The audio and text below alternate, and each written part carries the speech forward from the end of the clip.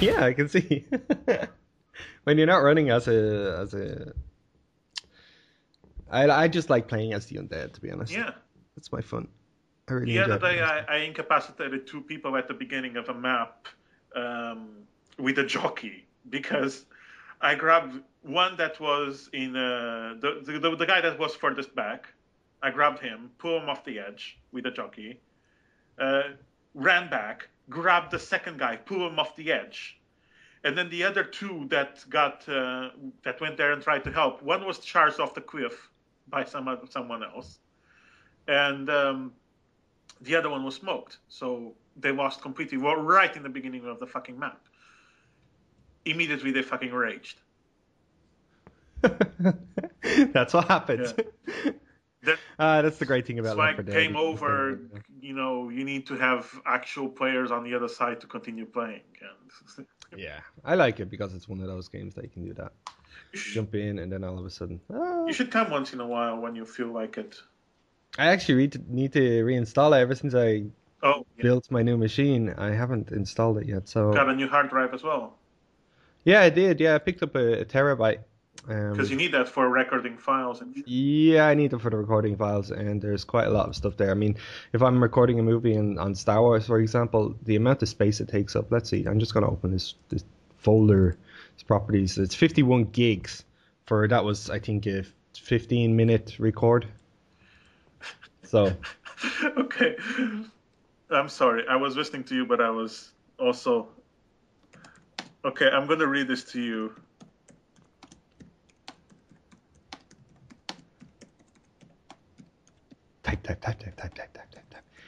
type.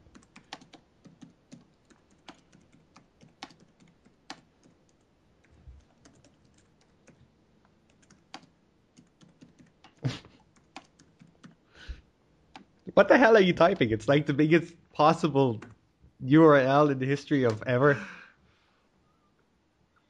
Okay, the guy actually replied to my stuff, and now it goes like, "I've completely lost track of what your argument even is now." Ha ha. It boils down to the fact that people, as a result, consumers, are creatures of habit. They will take the path of least resistance. Realistic looking graphics require the least amount of straying from people's comfort zones and doesn't ask them to break from convention. It's easy, it's relatable, and it's available. And I said, my point is that the green oak is 10 times cooler than the gray oak, and that's the fact. Okay. Random trolling for the while.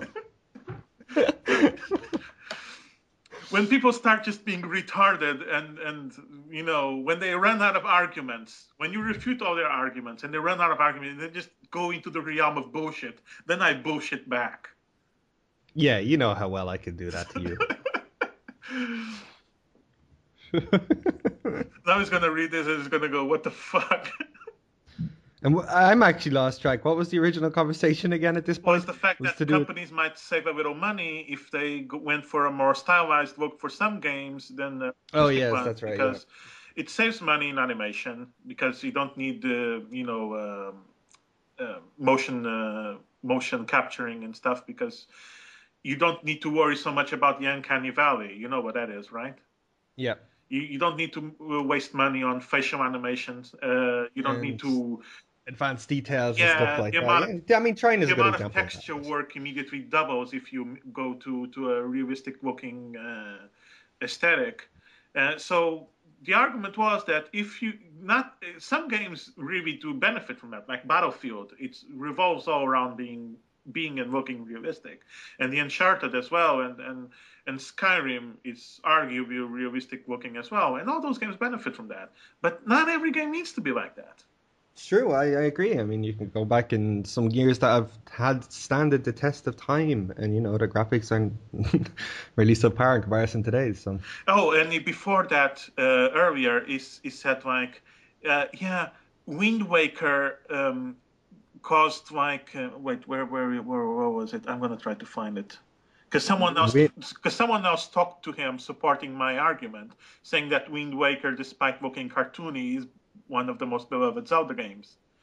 and compare that to Twilight Princess that had a more realistic looking look to it. Yeah. It didn't sell so well, and it wasn't even that memorable. Yeah. Let me see. I'm trying to find, because it's a wall of text here. It was more, Wall of text yeah. greets you, and this is the was it? Where was it? The post was on It's the on strip live, wasn't it? Jim Sterling's Facebook. Oh right, that's Facebook. I see.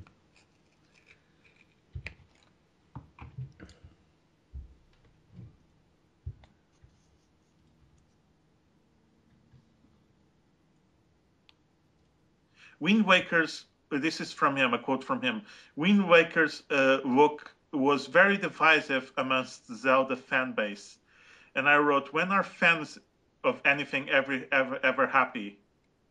Yeah, true. Zelda fans will always find us something to bitch about. Oh, he actually just replied, Greyhawk is better because he's smart and wore clothes. He's smart and we're close. What? No, he's a maid in real life. Is that what he's trying to say? He's trying to throw me back. I'm not going to feed him. Oh. Internet forums. You troll me, I'll troll you harder. What other games can we look at today, though? You have this Age of Reckoning was released, wasn't it? Yeah, but I only played the demo, and the demo fucking malfunctioned anyway. Oh. Because it was sound halfway, and I just let it roll out the 45 minutes limit to get my Mass Effect 3 items. So the demo just bugged out. You just left it rolling in the background for like nearly an hour. Yeah, to get my. That's hard. Because when it's basically it lets you create a character, and it lets you and do the tutorial mission, which is in a fucking dungeon underground. And then after that, when you get to outside, the game warns you, look, you just completed the tutorial. You have 45 minutes to fuck around, because it's an open world game. Yeah. But the game was sound even before that. It bugged out, and sometimes the sound would come back, but then we would go away again, and it was very buggy, the demo. So I just, well, fuck it, I'll just wait for the 45 minute to go out so I can have my other Mass Effect game, because you get one in the beginning of the demo and one in the end. Yeah, I see. Are you going ahead then? Are you going against your origins? Are you going to end up getting it for playing Mass Effect? I predicted all this, and I got Mass Effect 2 on the PlayStation instead. So I'm going to get Mass Effect 3 on the PlayStation as well. I'm not going to play it. Fuck that. If it ever comes to Steam, I might buy it on Steam as well. But and I like playing this kind of games. I like playing it more on the couch, because I'm like sitting there with a cup of wine and just nice cheese and just Mass Effect. Yeah, I'm thinking of doing that as well this time. Just picking it up for the PlayStation 3, because I don't have enough games for that. Huh? You're gonna do that with the kind of PC that you have? Yeah. PC gamer? Yeah. Just because of Origin? Yeah, just because of Origin. Pretty much, if these guys want to turn around and say, "Oh, we're going to have a look at everything on your machine," well then, yeah. As far as I'm concerned, you can go fuck yourselves. you might, I don't know, because the Mass Effect 2 for the PlayStation, it comes with the Origin comic that lets you do all the choices from Mass Effect 1 that you took in Mass Effect 1 in that comic.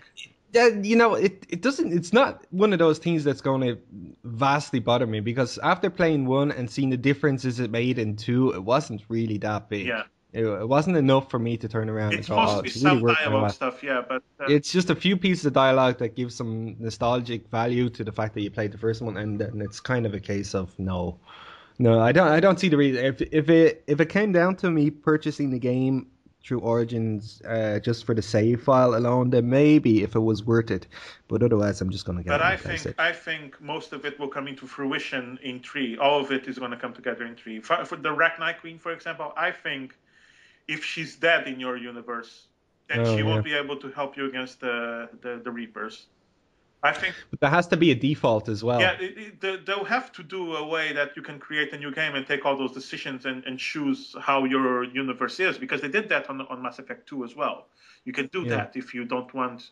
You can if you don't have a save to import, you can choose how things are, or it gives you default stuff.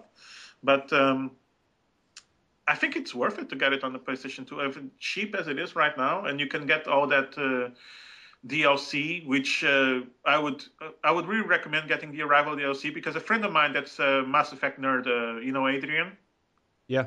he said that basically in the end of Arrival we have this big thing that happens. It's like one of the most controversial things that Shepard has ever done because of the Reapers. And Yeah. apparently, when you start Mass Effect 3, it starts as dealing off with the effects from that. Can I give you some spoilers? Yeah. Go on. Arrival is basically a DLC where Shepard blows up a fucking star system, because that's the mass relay where the fucking Reapers are going to come from. Oh, I see. All And a right. lot of Okay. Batarians Okay. got killed, as if they didn't hate this enough. Head off. Yeah. Okay. I see. So Mass Effect 3, according to Adrian, is going to start with Shepard taking the heat from that shit. Yeah. So you're going to be a little bit like in the beginning of the Kingdom Hearts 2 game, which you don't know what the fuck's going on. Oh, okay. Yeah, yeah, exactly. Which it's once again it brings it back to a Are we BioWare recording? specific reset. Yeah, of course. I didn't know. I know it's better that way. Okay. Um. So yeah. You see, I shouldn't have told you that. Damn it. No, because I don't have any. None of this is confirmed. I'm just telling you secondhand what I heard from a friend of mine. Yeah, exactly. But like I said, they're doing it in a way that they're leaving it open to allowing players to pick up the game, even though they might not have the save files, and then just be able to play it. They have to do that. It's like that they did in the second one. You start off with Shepard dying, so you have to reconstruct him again. Yeah.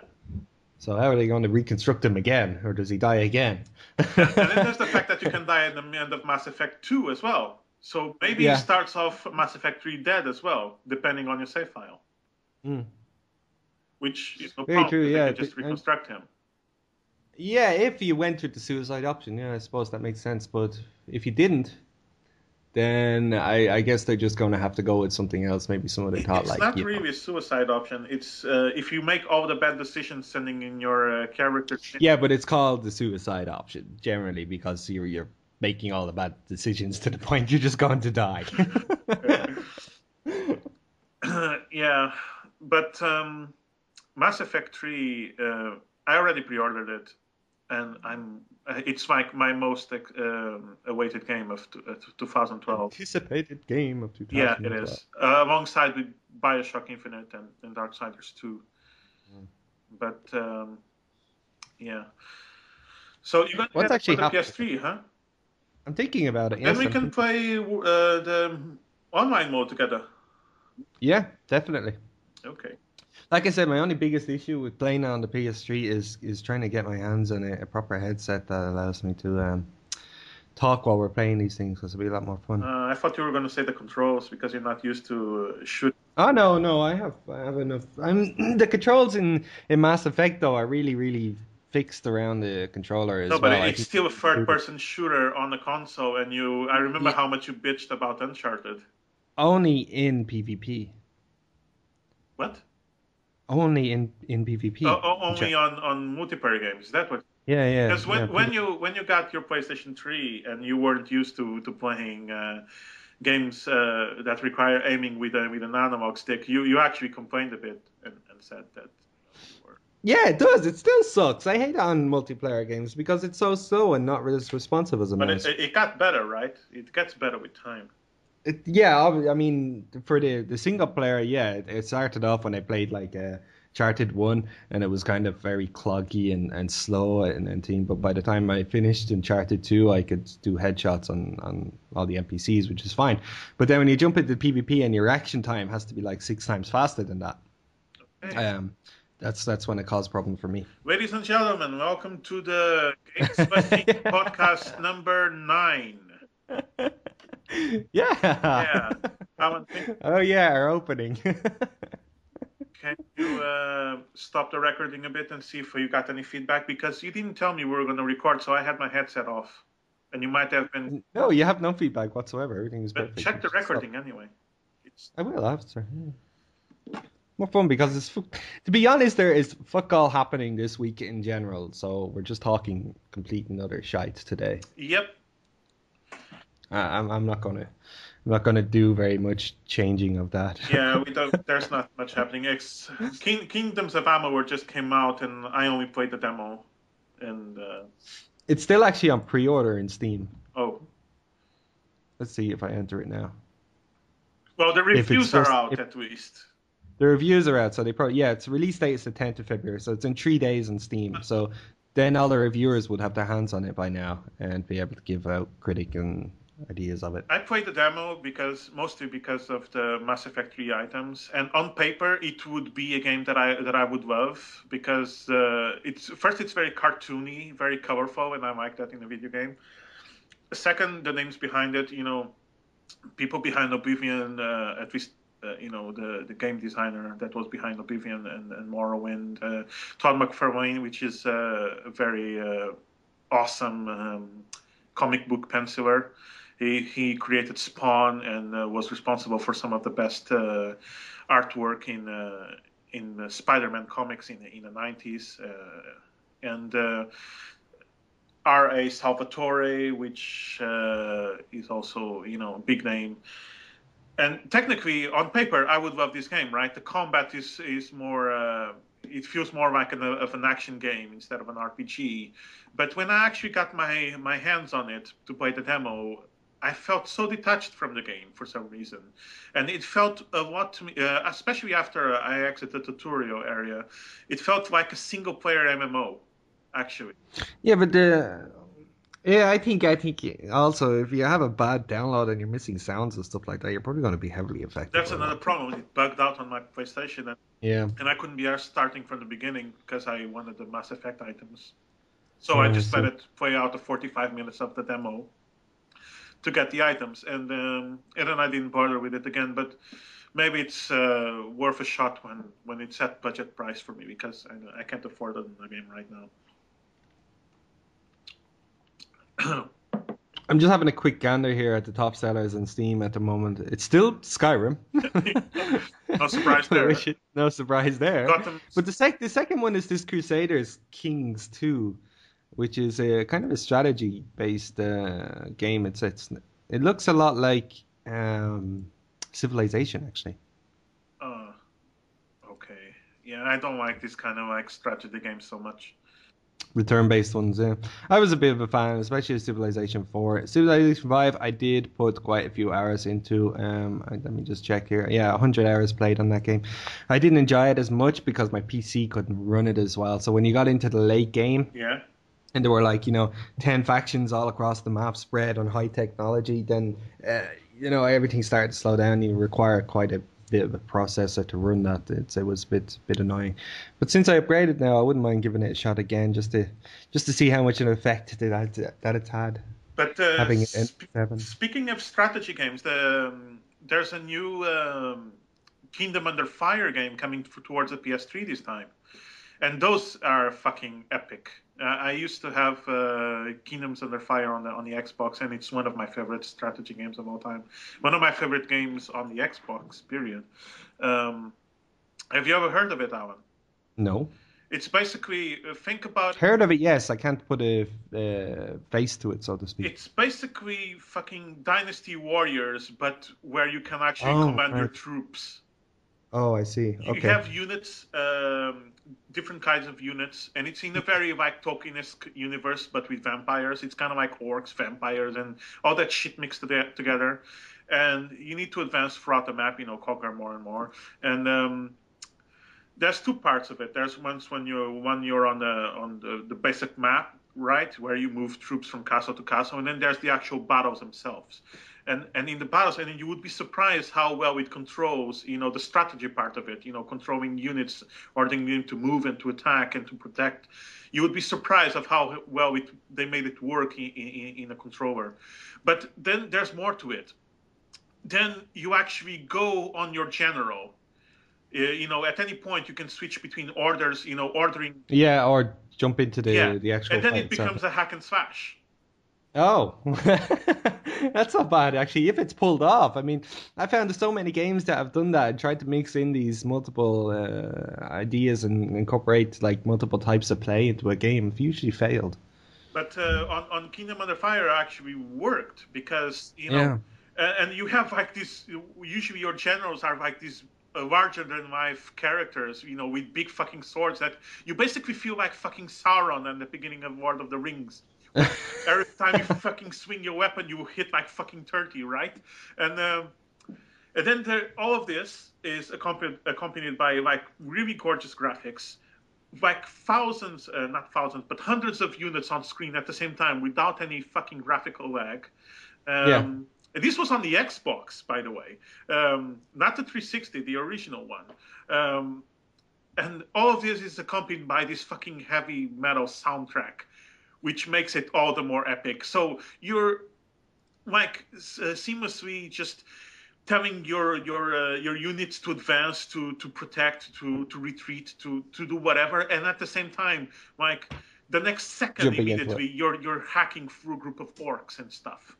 It's Oh fucking yeah, that's not epic. bad actually. Yeah, It's that's not really bad good. at It's all. like it's a mix of Dynasty Warriors with let's say, what would be a good strategy game to compare this to Warhammer 40K, Dawn of War. Yeah, okay. It's kind of like you mix those two into a console game, and then this is, Oh right, I see, yeah. yeah. Interesting. Yeah, I didn't And a actually new one is know much coming about towards the this. PlayStation, so maybe we can, clash online against each other when it comes out. Yeah, absolutely. Still a few things I'd like to pick up for the Because PlayStation. the original game also had multiplayer, but I never played it because I didn't have my Xbox connected to the internet, which was sad because I knew the game was awesome. I would have lost so many hours on it if I could have connected back then. Oh well. Did you see Steam release the Mortal Kombat collection Yeah, for it's like once again, how much are they charging for this the one? €8. €8. How many what are you getting in it? Mortal Kombat 2, 3, Mortal Kombat 1, 2, and 3 available for One, the two, three games. and Ultimate Mortal Kombat 3, and then they're all the arcade versions of it, so they're the best versions of it. But they're balls hard because of The fact that yeah they're the arcade vengeance, yeah. yeah. They were all tuned to be balls hard, so they took your money. And it's been released like for 2 months already on the PSN and on the Xbox Live Arcade. But people have been complaining about the netcode is so shitty that it's hard for them to play online. Oh right. So I would Oh right. recommend, I see. I see it now. if you're gonna get it for the nostalgia kick, yeah, do it. But if you want online mode, and if you're doing Yeah, it for the multiplayer, don't bother. Mortal Kombat is one of those games that I wouldn't even need for the nostalgic kick because I played it to absolute death. Yeah, and it's kind of like when it comes down to fighting games. I mean, I love them. I love fighting games, but I cannot go back and play old fighting games and feel the same thing. Yeah, there's something about that. I mean, it was the same for me when I played Mortal Kombat 2 religiously on the Mega Drive, every day. There was a shop across the road from where I lived that allowed me to rent games. Oh, And I'd say they made a mint off me on this why game didn't you because just I buy it? I I didn't have the money to buy it. I was just like, all right, it was just I had to put a comparison. It was like maybe €1 to rent for a night. Oh, In the equivalent back then, and it was really cheap just to rent for the night. And I'd always have it for 2 nights, and then I'd bring it back. And I knew the guy well, and every time I go in, I would see if it was available and re-rent it. And I must have did this. I'd say I did this enough times that I paid for 4 times the amount of this game, just to do that until I was actually so sick of it that I didn't touch it anymore, or I actually bought it. I can't remember if I bought it. oh. I think I actually bought it at one point. It was only after I had enough money, but you know, I was only what, eight, Oh, eight or yeah. something, you know, when I was playing it. So I didn't have a job, or it wasn't exactly thing. I was just running off whatever little pocket money my mom gave me. You reach. You know, some Yeah. kids in the third world, they have jobs at 8 or 7. Yeah. Lazy bum. Telling you. But yeah, seriously, that little shop was probably kept alive by me running in Um, and renting games. Back when I was a kid, there wasn't this rental service of video games back in Portugal. It Yeah. was never. I never saw a video store that was actually renting video games. Never in my life. So we didn't have that phenomenon over there. But what we had was, luckily, everyone in my street had a Mega Drive or a Super Nintendo, and then people would just switch games between them and Oh swap yes, stuff. yeah, just swap a game for the yeah, we did that And as well. when I was a kid, I used to play Street Fighter Alpha 3 with some friends as well. You know, on Saturn. No, on the PlayStation. And and I was the best on the street back then with Ken. I was like, you know, it was like the kind of game that you have all your friends, and then the guy that keeps winning keeps playing, and then the other ones rotate until someone takes you out, right? Yeah. Nobody took me out as Ken. There was one kid that got close as Akuma, but I was the best fucking Ken player in the world back then. So when I got Street Fighter 4 on the PlayStation and I went online, I thought that I was going to be like this master player, that I was going to be top of the ranks, and then I just kept losing miserably to like everyone, even French people. French people, Alan. Do you know, speaking of that, I made a fortune off Tekken. You did? An actual fortune off Tekken. I On the was arcades? no, from organized tournaments. Oh. Um, what we had is we used to go back to one of our managers' houses that we were working for, and he'd invite people over from like 3 or 4 different pubs Oh. because we were all bar staff at the time, and everyone would put €10 into the pot. Oh, and the winner So would you'd take have off. you'd have about 20 people there, you know. Hmm. And it'd be between it. The more people there was, the less the money that was put in. So say there was 20. It was like everyone would put in a fiver. Yeah. And you count that much. That was like what, €500? Yeah. No, No, it no. wasn't. No, 50. it's €100. Yeah. Yeah, €100. And I used to play. What was the character that used Eddie. to use his kicks? Eddie. No, the character that used to use his kicks Warang. is feet. Harang, yeah. And no one could beat me. And week after week, until the point where I actually had to force myself to lose because it was unfair on everyone else that I kept taking their money. So most of those nights, so we'd probably do it maybe once a week. I'd end up with another €100 in my pocket at the end of the night. Good money, definitely from gaming Yeah. pro. I had a similar system. It wasn't an organized competition or anything, but we had a similar thing when Soul Edge 2 came out. Which is now nowadays the series, the franchise is called Soul Calibur, but back then it was called Soul Edge. And Yeah. Soul Edge 2 came out, and every kid at the arcade was around it, and we would make like bets. Like I bet you like back then we didn't have the euros back then, but we would bet this amount, for example, that I can beat you, and yeah, the guy was saying, yeah, I bet this that I can beat you. So winner would win a little bet. So I didn't make much money off Soul Edge 2 because I wasn't that good at it, but I won a few matches. I won a few bets.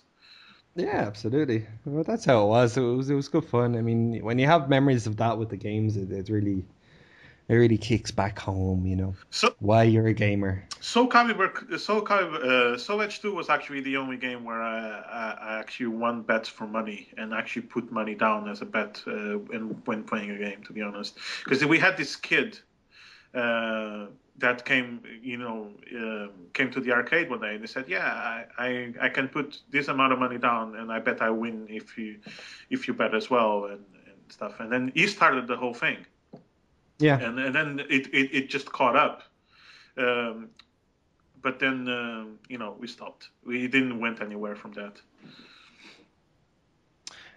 Sure. Yeah, Back in the day, it was a whole different story. yeah. We all had money to do these things. Now we're all broke in recession.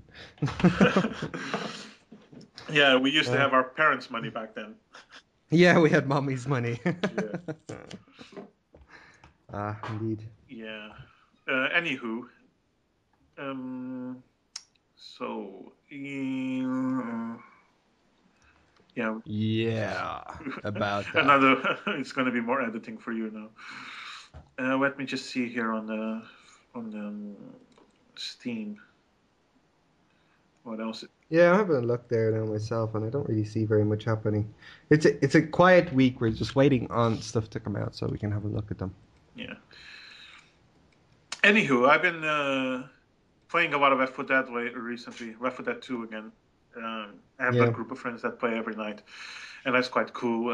You don't have to deal with people just raging because they're losing. Because when it's friends, people don't rage so much. Uh, we got raging down to a minimum, so it's more fun. And I'm getting better and better at being infected. I was already pretty good, I think, but now I'm just fucking master. It's one of those things. The more you play, the more you know these things. I mean, when I was playing as the undead on that map, now I didn't really know much about how all the positions worked and how you could use like a charger Yeah, and punt people off. But the more I played it, the more you realize that they're perfect to positions. charge Literally, someone you to could to literally charge, to but their death. Yeah. and your timings have to be down to key and things like that. And the more you play it, the more you practice these things, the more perfect you get at them, and then you just get better and more skilled. That's how it works with it's FPS. Is about really good enjoying it. teamwork actually, pinning down. Yeah, that too. I mean, the stronger the team you're going to be. Yeah. I don't know. Is there any tournaments for Left 4 Dead? I don't know. I have no idea. It would surprise me now. But then again, maybe balance issues there on a really, really professional level. I'm What not do you sure. mean balance issues? I'm just wondering because are they too overpowered? Well, the thing is, when you play in a versus game, you start as one, but then you switch to the other. That's it, yeah. So, it's based on time and who's the better team. So yeah, I guess it does balance out itself that way. Yeah, it's not like one team is just playing as infected and the other team is playing as survivor. It's both play as both, and then in the end, who gets the best score wins. It's all about who makes it further in the campaign and how many points they get. I So see. yeah, but the thing that I've been enjoying really much now is when I get the tank. Oh, yeah, well, everyone enjoys when they Yeah, get the tank. and I play with a group of people that have like 2,000, 3,000 hours in this game, so they know to stay the fuck away when someone has the tank and try to throw the Molotov and stuff. The other day I was playing and I got the tank, and everyone immediately started backing out, and they had their Molotovs in hand, to set me on fire and shit, and I somehow evaded two Molotovs thrown my way. And then I pawned the complete entire party by myself. I just smashed them all because basically they actually cornered themselves into They had nowhere else to go from there. They were assuming that the Molotov was going to hit me. You see? Always. Yeah. Yeah, they always assume. Yeah. So I just got them into a little corner and I started pounding the shit out of them, and that was really satisfying. Looking at all those points in the end of the chapter, it was really cool. I really like when we have a good team. In that instance, I basically did it all by myself because everyone else was spawning or trying to get in a good position to attack. But most of the times it comes down to good group, coordination. If I have a tank, I need the other guys to come in and help. But that's it. I mean, but that goes into every game. I mean, I play Star Wars quite a lot, and I can guarantee that the difference between going into a PvP match with good players and bad players, is hilariously Just like in different. World of Warcraft. Just like in World of Warcraft. Was, Yeah, I think everything. If you're gonna have fun, have a fun with the team on these games because that's how they work the best.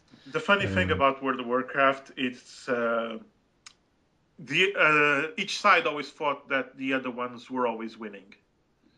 If you played as yeah, Alliance and you went into Wars and Gulch and you would hear something, you guys suck. This is why Horde always wins because it's win. Yeah, plays like and then you. if you And then you go play on the Horde, and the Horde does the exact same thing, and it's like, this is why you suck. This is why Alliance always wins. It's like, no, they don't always win. So, Sometimes I would say 50-50, but people were, then there was all that complaining about balance issues in Outback Valley, that the map favored the Alliance, and I yeah. never thought that was actually factual. I don't believe so. I just think that Alliance players, maybe they did a better work there. I don't know. I, I don't think that. honestly, I did. I played both sides of the coin, and I think it's perfectly even. You either get a good team or you get a bad team. Full on. There's no second guessing about that. It's never a case of this is why I always won this, even though they say it. Yeah. It's never the truth. It's just But perception the of thing these is, things. people were always saying when it came to the other maps, they would always beach on their side. When it came to Alterac Valley, they were always beach on the map. Yeah, And yeah, I never that's got true. that. I thought that. No, that's because there was actually I think prior to some changes there was big issues with balance on that map because of the fact that I think it was a horde or something. I'm not sure that could get to one side of the map faster Oh, than the no, alliance, it was which the would Alliance that, because they were or always the sad alliance that could they. get to the other side of the cap. Yeah, there was something about that. There was a difference in speed and how fast you could get to one position before there was enough time to counter. So they'd end up losing a few points and then having defense. It was either that or it was one side. But I think they fixed that like a long time ago. Because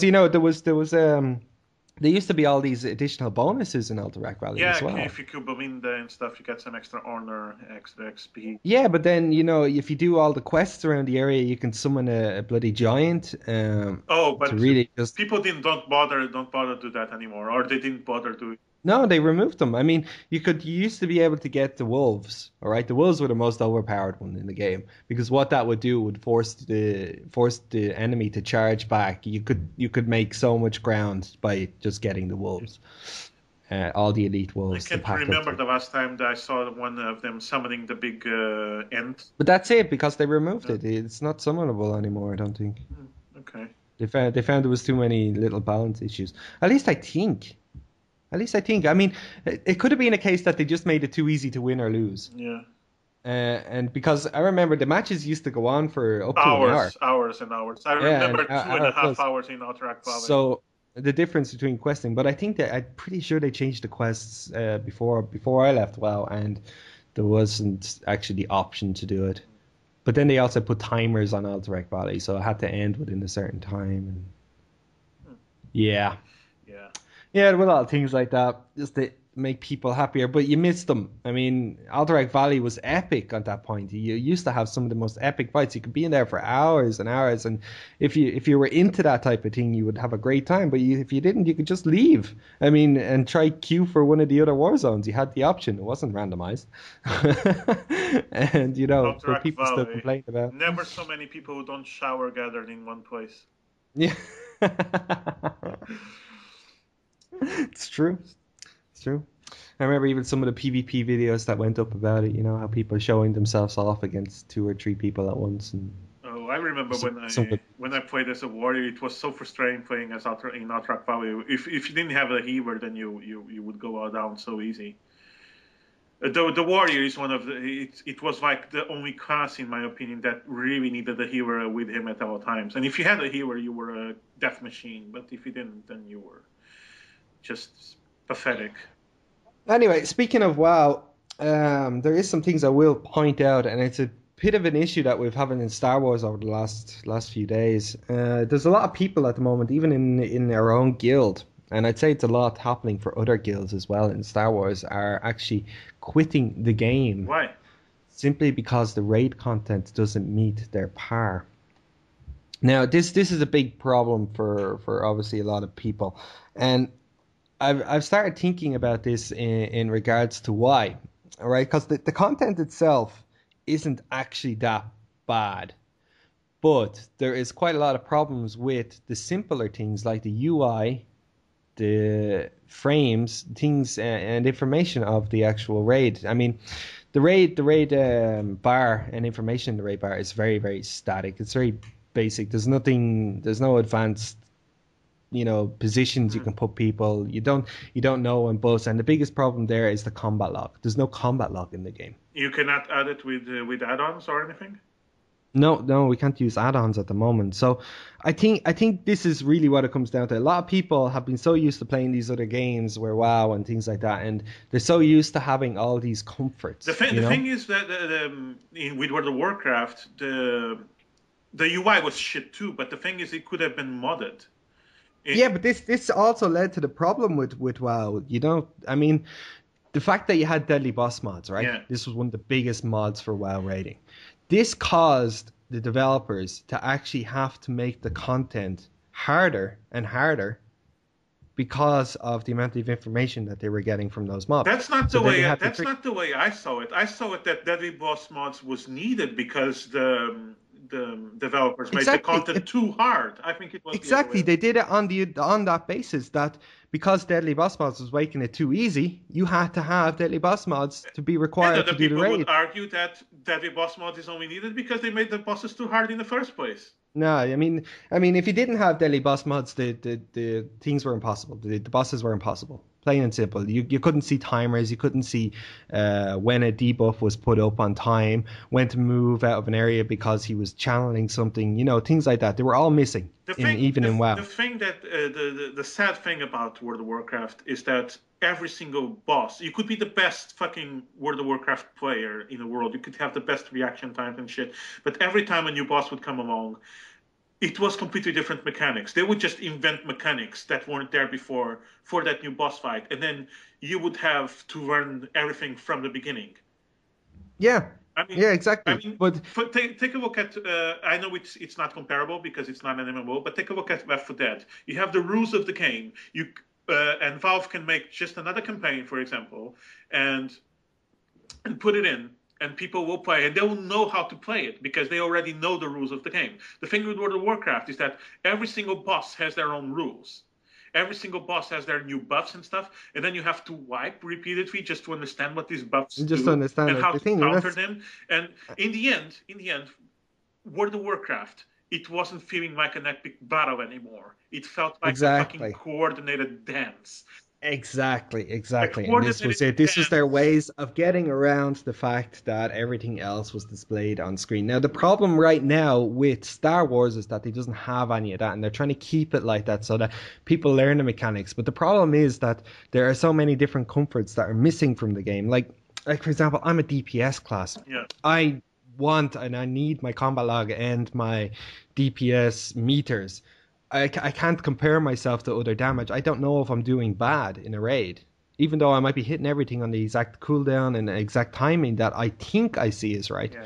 Because I can't compare it to anything, we could be losing a lot of damage, and it's the same with other DPS classes. Now, the ups and downs of that are the fact that people will end up, getting their asses kicked if they're not pulling their weight. But at the same time, if you're going to organize a good, strong raid, you'd still want people to pull their weight. Yeah. I mean, either they're If you're going to be going good or you want them hardcore, to yeah, learn. if you're going hardcore, if you're not a friend, friends only guild, if you're just in there for the loot, yeah, then you want the best people, and you want. Yeah, but in a friend's guild, everyone else understands that if someone else isn't as good at that, you crutch it. Yeah. You know, But you assign in them a you assign hardcore them guild, to different tasks to a hard mode that wouldn't require such a high level from the person. I mean, I've done that as a leader. I've encountered people that are they're just not the most advanced players, and they play the game the way they like to play it, and I respect that. But at the same time, when it comes to, like, for example, one of the main tanks I had in WoW back in Blackwing Lair days, yeah. he could not tank for the life of him.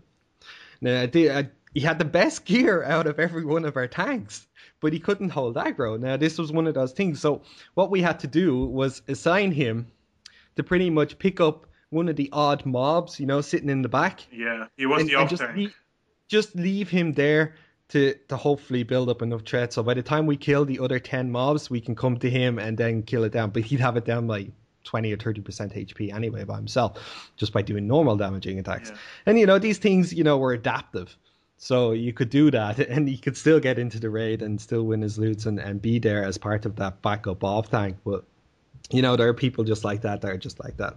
You know what's the most frustrating thing about World of Warcraft raiding for me? What? You already know how I feel about the raid bosses, that they felt more like choreographed dances than actual epic battles. Yeah, you Um, just said that. and But the other thing that I really, really hate, the number one thing that I hate about World of Warcraft, sheep. Sheep. Yeah. What? I was a fucking warrior. I couldn't whirlwind without hitting a sheep on a fucking raid. Oh. And Okay, change that to CC. yeah. And I was like, you're a warrior, and it's part of my fucking rotation. Whirlwind is part of my fucking It's true, rotation. yeah, I remember that as well. You lose damage if you usually don't use Whirlwind, and then, Yeah. end up breaking sheep otherwise. But yeah, no, CC in general, all CC effects, not just sheep. And it would be something so easily fixable, and you didn't need to have a sheep. The sheep didn't need to be breakable, and if you wanted the sheep to be breakable just because they're But did, sheep, didn't then didn't they fix that? no, they didn't.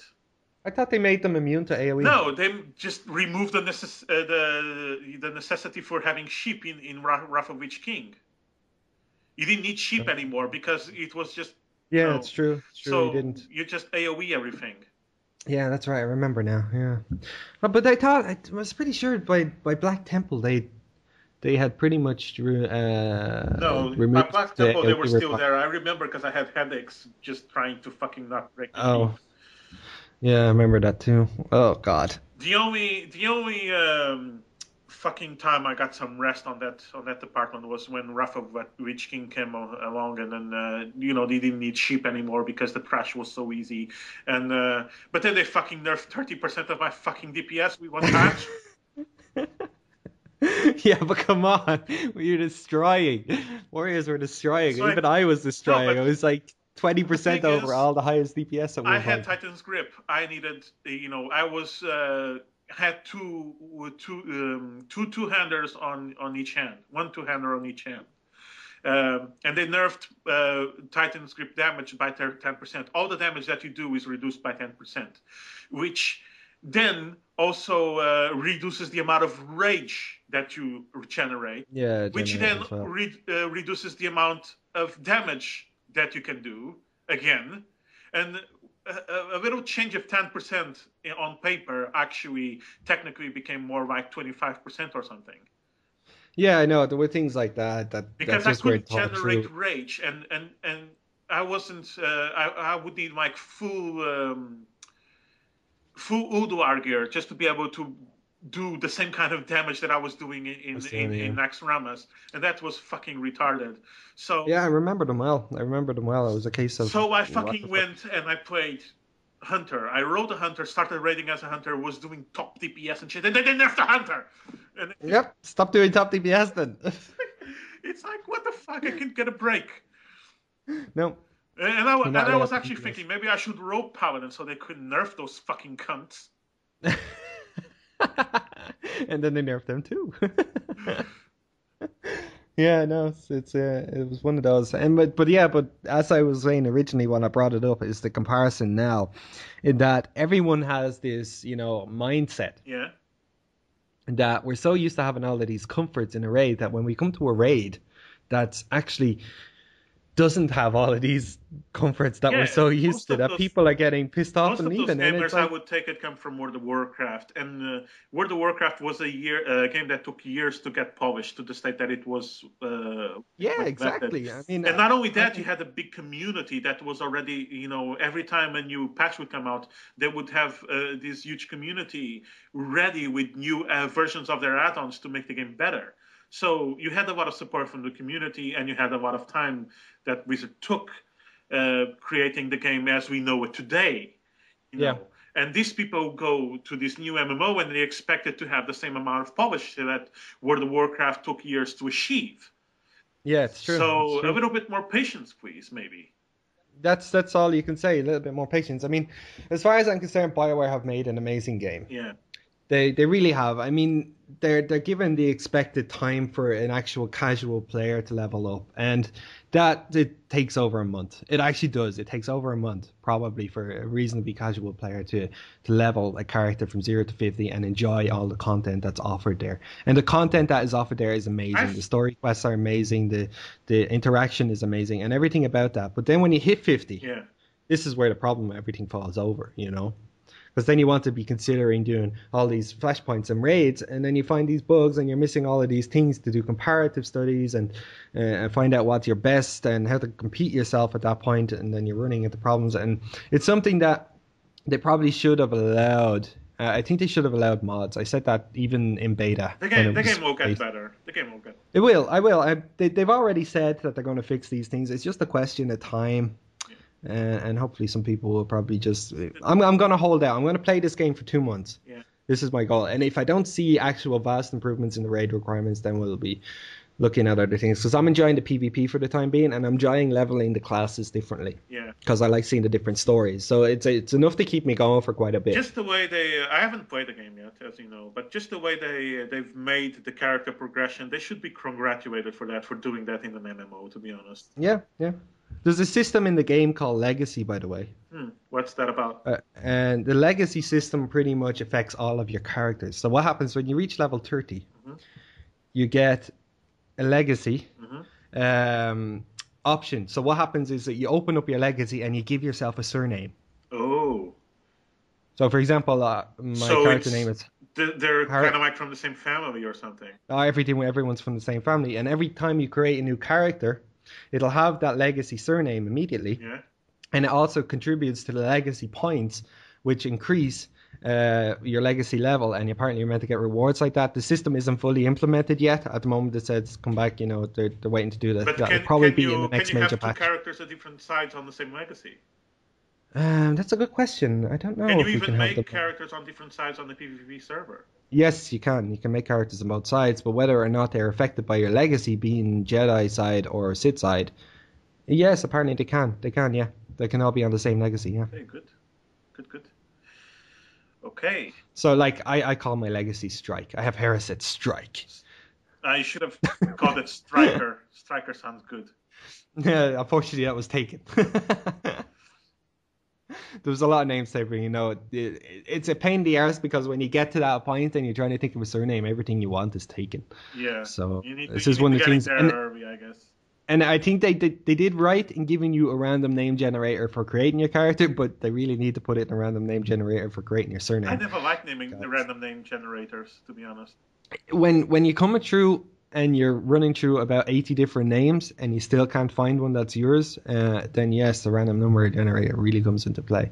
Because I flicked through a few and I found some names that I really enjoyed and I went with that. So I think it's a great idea. The only time I used the name generator wasn't even in a game, but I was playing World of Warcraft and I wanted more names for my outs.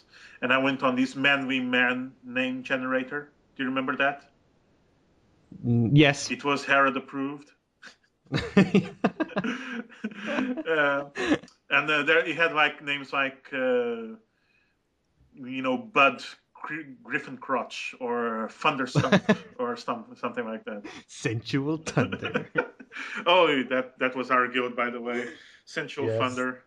Sensual Thunder. We wanted to call it Sensual Apple. Oh, no, it was a Sweet Apple Pie. Sweet Apple Pie. Sweet Apple Pie. Anywho. I think that was something. Anywho.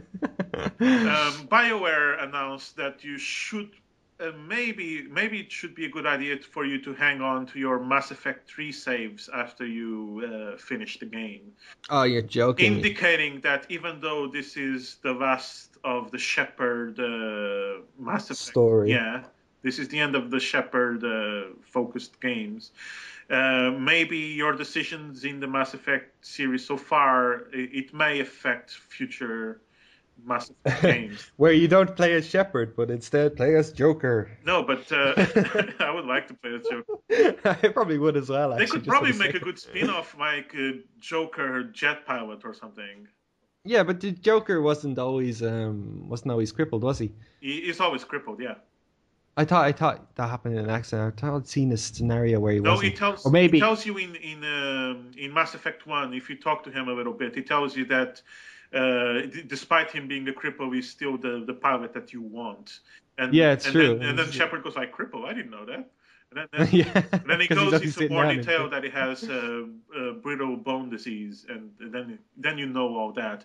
And Oh, I see. but Yeah, that's right. Yeah, you never see him getting up from the chair on Mass Effect 1, so you yeah, don't notice. You only notice like visibly his disease on Mass Effect 2 when he meets you before the first mission, and and yeah, or even when it becomes a part where he takes the role yeah, when he for needs to get part of the to episode, ED the on ship. the Yeah, core on the Edie. AI Yeah. core, yeah.